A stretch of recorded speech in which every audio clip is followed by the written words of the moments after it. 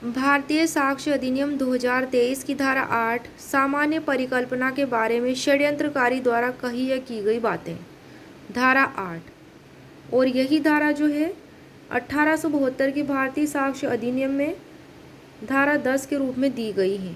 धारा 10 अध्याय 2 और भाग 1 में, और इसमें भारतीय साक्ष्य अधिनियम 2023 में अध्याय 2 और भाग 2 में दी गई है। ओल्ड और न्यू इन दोनों एक्ट में सेम बातें दी गई हैं। इसकी डिटेल है, जहाँ की यह विश्वास करने का युक्तियुक्त आधार है कि दो या अधिक व्यक्तियों ने अपराध या अनुयोज्य दोष करने के लिए अपराध या अनुयोज्य दोष करने के लिए मिलकर षड्यंत्र किया है।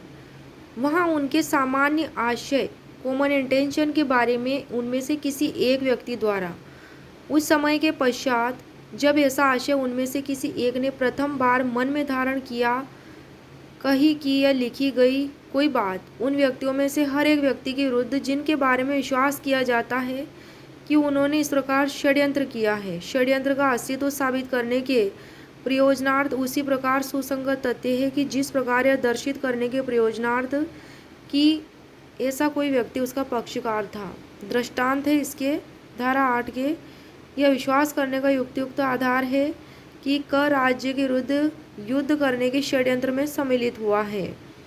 ख ने उस षड्यंत्र के प्रयोजनार्थ यूरोप में आयुध उपाप्त किए। ग ने वैसे ही उद्देश्य से कोलकाता में धन संग्रह किया। घ ने मुंबई में लोगों को उस षड्यंत्र में सम्मिलित होने के लिए प्रेरित किया।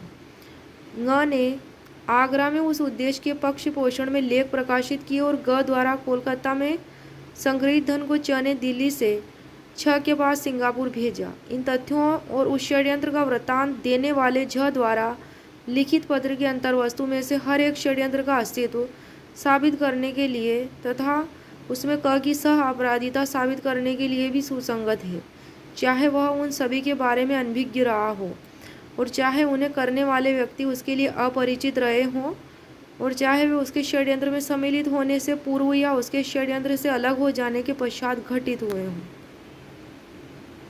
तो क इसमें क्या हुआ था, षड्यंत्र में सम्मिलित हुआ, चाहे वे व्यक्ति आपस में एक दूसरे से अपरिचित हों, फिर भी सब एक दूसरे से मिले हों ऐसा माना जाएगा और सभी का उसमें कॉमन इंटेंशन माना जाएगा।